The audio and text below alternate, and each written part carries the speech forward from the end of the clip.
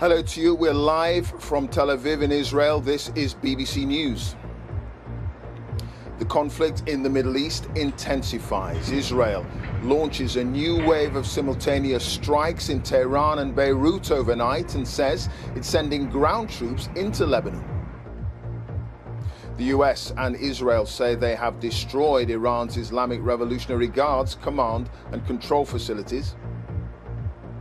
Iran, however, continues to retaliate. 2 drones hit the US embassy in Saudi Arabia. The American base in Bahrain comes under fire too. Explosions are heard in Qatar, Oman, the United Arab Emirates and Kuwait.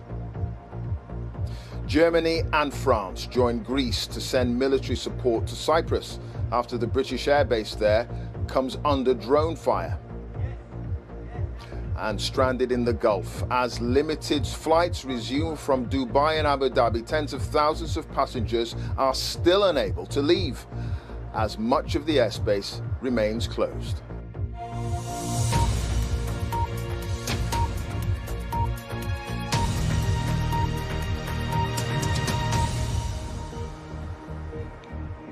Hello to you from Tel Aviv, from where Israel says it is again launching simultaneous strikes on the Lebanese capital Beirut and the Iranian capital Tehran. Now, these pictures show the aftermath of those strikes.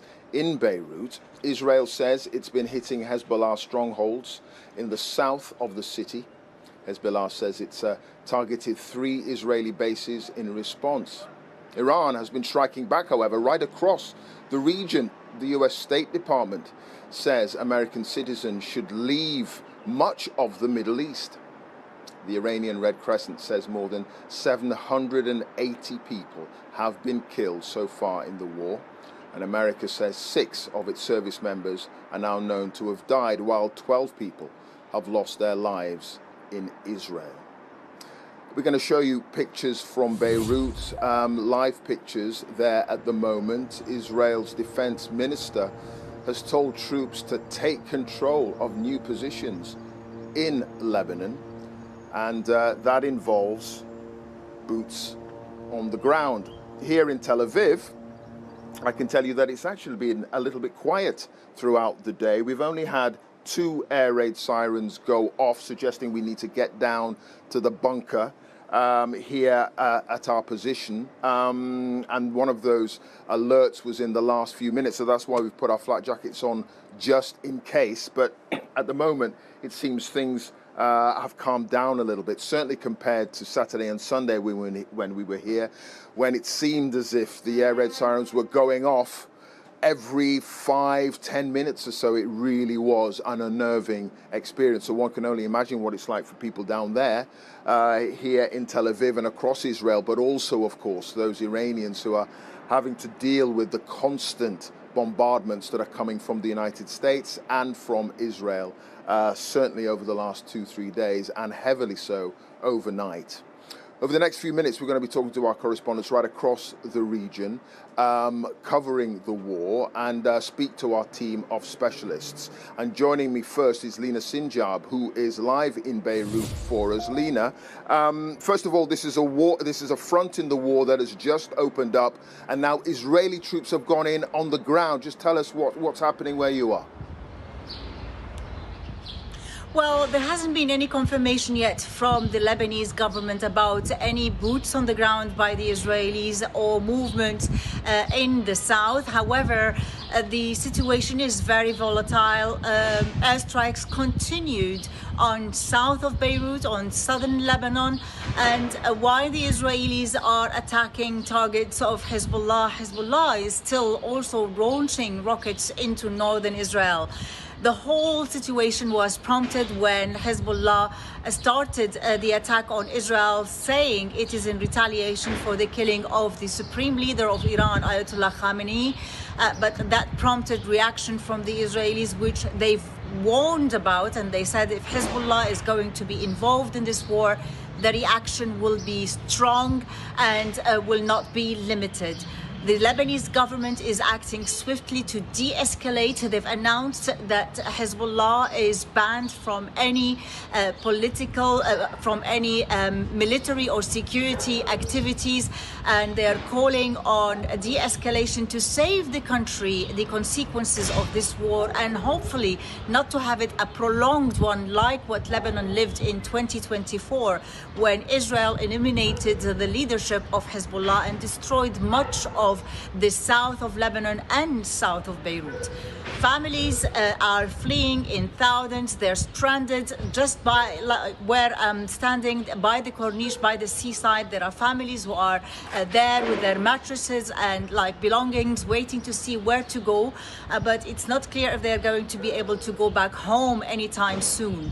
Hezbollah is adamant to keep involving in this war. The Israelis are responding fiercely, and the ones who are paying the price are the Lebanese people and this country that was hoping to get out on its feet again, build its economy and open up to the world, but it's being dragged again into a war that has nothing to do with it, simply because of a decision taken by Hezbollah.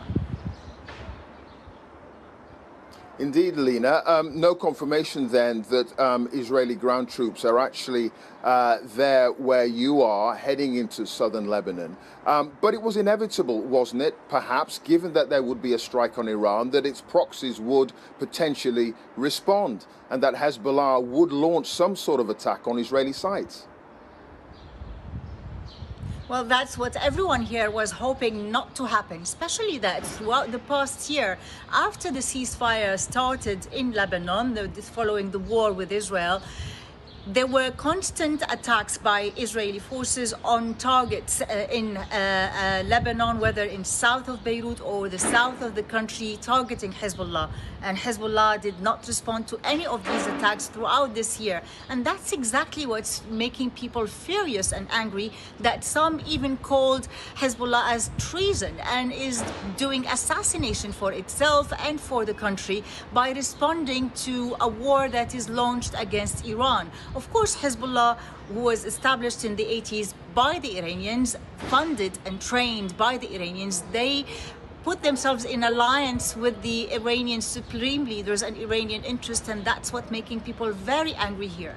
They were hoping, and there were lots of talks and efforts to get Lebanon away from this war, but their bets fail because Hezbollah, people say, have failed the country and have failed its own community, because they are the ones who are paying the price. They are the ones whose homes and villages have been destroyed, and they are the ones who are again up on the streets, seeking shelter, seeking safety, using everything they have without anyone able to support them. Indeed. All right, Lina, thank you for that. Lina Sinjab there, live in Beirut. We're going to cross now to northern Israel, and of course it's that part of this country that is in the line of fire of Hezbollah rockets coming over the border. And Lucy Williamson is there for us now. Lucy, we know that there were attacks on Haifa yesterday after this war began over the weekend. What's the latest now? Well, yeah, Clive, as you said, Hezbollah has been sending rockets and drones across the border towards Haifa. The group said it targeted 3 Israeli military sites today. I'm standing in front of a private house somewhere close to that northern border with a big hole in the front of the house. It's not, the police teams haven't finished their investigations here yet, but the working assumption is that this is also the result of some kind of attack from Hezbollah. And I can tell you that this second front that Israel is now fighting on has been pretty active here this morning. Several rounds of outgoing artillery fire from the Israeli forces. And I think, as you mentioned in the introduction as well, the defense minister confirming that the Israeli army has been authorized to spread out from the 5 points that it occupied during the ceasefire into other areas near the border to prevent exactly this kind of fire. So to be clear then, Lucy, no Israeli troops have crossed the border. They've fanned out, expanded their sort of area of operations along the border, but there's no suggestion of an incursion. That's not quite what we're hearing. I mean, the Israeli army has said that extra forces have been sent across the border into Lebanon. The Israeli army already held 5 positions along that border on the Lebanese side as a result of the ceasefire in 2024. And what we're hearing now is that the expansion out from those points has already begun, and the defense minister says that he's authorizing soldiers to seize strategic areas to prevent Hezbollah firing across the border. During the last war, Israel evacuated tens of thousands of people from the communities along this border, and many of them have only just been moving back in the last month and year or so since the ceasefire. The Israeli government has said they're not going to evacuate these communities again, even despite the opening of this new front here. And the problem for civilians living along this side of the border is, where do they go now? Hezbollah has been pushed back somewhat from the border, and if they move anywhere else in the country, they're facing missile attacks from Iran. Yeah, that's interesting. Lina Sinjab in Beirut was talking about the enormous amount of anger that there is among local people about the fact that Hezbollah has got involved in this fight. Now, although for some observers it might have felt as if that was inevitable, for the civilians on the other side, on the Israeli side, they're being told that there's nowhere really that they can be evacuated to, that there's nowhere where they can get decent shelter. I think there are some people who are privately deciding to leave. We've spoken to a few people whose family members have made that decision. But the government as a whole has decided not to evacuate en masse the communities here. And they found themselves slightly in a corner last time, having evacuated the communities, then to try and move them back in to rebuild those communities. So people here do feel safer. The risk assessment has changed. The operations, I don't know if you can hear that behind me, there's an outgoing fire, I think is happening. The risk assessment here has changed. They feel the Israeli army is much more present, has pushed back Hezbollah to some degree. But one man I was talking to who lives right up close to the border yesterday, he pointed out a Lebanese village, largely destroyed now, but a Lebanese village just 3 kilometers away from his house, and said Hezbollah was still in that village, and the end of the ceasefire had real consequences for him. Of course. All right. Lucy, thank you. Lucy Williamson there reporting for us live in northern Israel. There have been some strong words from President Donald Trump today, criticising Sir Keir Starmer, the UK Prime Minister. We're going to talk to our political correspondent, Damien Grammaticus, who's at Westminster. Damien, the President lauding the French, apparently, and criticising the British, despite the special relationship. Yes, this is in an interview with a couple of UK newspapers in the last 24 hours, Clive. And yeah, the President clearly pretty irritated that the UK did not give permission for the US to use bases here in England at RAF Fairford and Diego Garcia in the Indian Ocean when it first launched its initial strikes on Iran. And in those comments, President Trump saying that the UK had not been helpful. In contrast, he said, to countries like France. He said it was sad to see that the relationship between the UK and the US is obviously not what it was. It's a different kind of relationship than we had before. So clearly frustrated, I think. But we heard Keir Starmer very clearly saying in Parliament yesterday, giving his rationale for that decision. And in that, what he said was that the UK had learnt lessons from before, the Iraq war before, that there needed to be two things, two conditions met. One was that the basis for any action had to be lawful, and two, that there was a plan for what happened up following military strikes. And on both those counts, the implication is the UK was not satisfied, although Keir Starmer then went on to say that following the Iranian retaliation, Iranian strikes against countries all around the Gulf, the UK had decided that it was right that defensive action could be taken using UK bases to take out Iranian missiles, missile launchers, to protect UK bases, UK citizens, Gulf allies. Yeah, I mean, Damien, is it clear now to many people at Westminster that the UK government simply did not believe that going to war was legal in the manner that Israel and America have prosecuted the conflict? Is there a sense that the UK would have been joining an illegal act, in the view of some, of aggression? Well, it's a question that many are asking and has been put directly, Clive, to UK ministers this morning, coming out on the airwaves.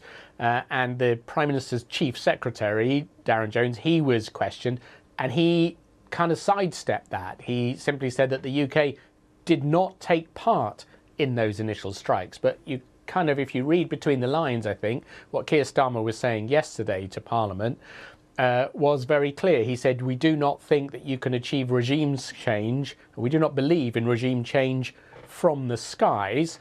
And then he laid out those lessons he thought that were important. And on that basis, it seems, that's the basis he took for not allowing the use of UK bases in the start.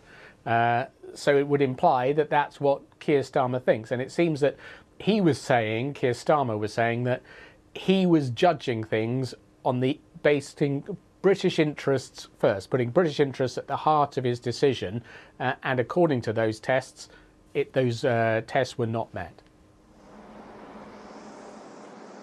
Okay. Damien, thank you. Damien Grammaticus, our political correspondent live at Westminster.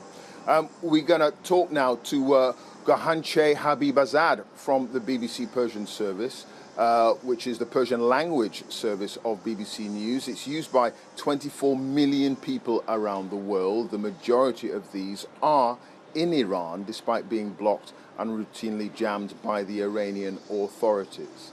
What reports are we getting from inside Iran? And could you try to sum up the mood of the people there who have been under bombardment for such a sustained period of time? It's very difficult to know exactly what's going on inside Iran because of the internet outage, but some people managed to connect momentarily to tell the outside world about what's going on. From what I've heard today, Isfahan has been the center of the attacks, apparently, from what I'm hearing. Tehran has been calmer than yesterday, and it seems like the strikes weren't that much as yesterday. I've heard that children are really afraid of what's going on and how the situation is unfolding, but some people, some anti-establishment ones that I've been talking to, are cheerful about some of the strikes, especially the strike that happened on Iran's supreme leader, Ayatollah Ali Khamenei. And so far, Iran's Red Crescent Society has said that 787 people have been killed. They haven't made a distinction between civilians and the officials and military officials that have been killed during the strikes. And I've also heard from Tehran that the prices for some essentials have increased, and some of them are stocking up because they don't know how long the war is going to continue. We've actually been trying to put together a film looking at how civilians on this side of the border, Gonche, are coping with the continual airstrikes and air raid sirens and so on, alongside how the Iranian people are dealing with this. Sounds like a basic question, but I'd quite like to know it. I mean, are there bomb shelters? Are there warning sirens? The basic infrastructure for a community under attack. Are any of those in place in Iran? Are people able to try to find some kind of shelter, particularly given the intense bombing campaign from two incredibly armed adversaries of Iran, which would be the United States and Israel? That was something that so many that I talked to before the war were complaining about not having any bunkers or anything that they could shelter in. Iranian officials had said that some parking lots were ready for people to take shelter in, but we didn't see any reports or anything of it. They have asked people to stay at home and just be there, but at the same time, like some of these infrastructures, like the bases, are located where nearby people's houses as well. We have seen some destructions to the hospitals. We have verified videos of that, although Israel's defense forces has said that they have also seen reports of a partial damage to a hospital in Tehran, Gandhi Hospital, but they said that they're not targeting hospitals. And this is the situation right now. People are staying at home and watching to see what will happen. I have seen that some people have said that their windows were shattered, that their walls have been like rattling and their houses have been rattling. And this has been the situation. And they can hear fighter jets just passing through their heads like when they're at home. I suppose that, to a degree, explains some of the high levels of casualties. If the basic infrastructure to survive an onslaught, frankly, isn't there, and the Iranian authorities don't seem to be providing that kind of safeguard, those kinds of safeguards for citizens. A final question, Gonche. I mean, we've no idea how long this conflict is going to go on for. Is there a sense from ordinary Iranians that this really could end up leading to regime change, or that ultimately the same people who have not been acting in the interests of the majority of the population may end up still being in charge once all this is over? We don't know yet how it's going to end, and if the current situation is going to stay in power, if the next supreme leader, when is he going to be elected, and what's going to be the process like? Because we heard from Iran's foreign minister Abbas Araghchi, who said maybe in the next day or two, like some days ago, we heard from him that the next supreme leader is going to be elected. Nothing from that. And there are some missing officials. Some of the officials haven't appeared since the war broke out, and we don't know where they are or what's the situation with them. At the same time, we have seen some pro-establishment people after the death of Supreme Leader Ayatollah Ali Khamenei that they came to the streets, were mourning as well. Some were cheerful. And some of the ordinary people in Iran have told me that the death of Supreme Leader has widened the gap that was already there between those who support the establishment and those who are against it. So we don't know how much the gap is going to continue to widen.